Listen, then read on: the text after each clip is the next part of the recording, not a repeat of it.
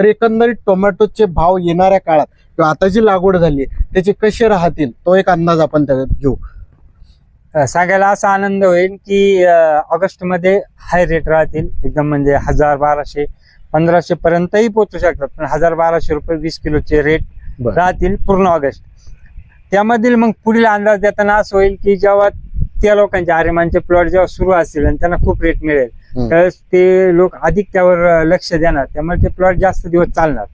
त्यामुळे ते जास्त दिवस चालल्यानंतर पुढील पीक येणार, त्यांची स्पर्धा होईल. पण त्या काळात जर अति पाऊस झाले, जे परतीच्या पावसाची म्हणा किंवा वळीव स्वरूपाचे जेव्हा पाऊस होणार तेव्हा नुकसान, आधीचे प्लॉट खराब होणार, जे सुरू होणार त्यांचे नुकसान होणार आणि हे रेट कंटिन्यू चालणार. म्हणजे चांगल्यापैकी 25-30 रुपये किलो पर्यंत रेट शेवटपर्यंत चालायला पाहिजे अशी यावर्षीची अपेक्षा आहे.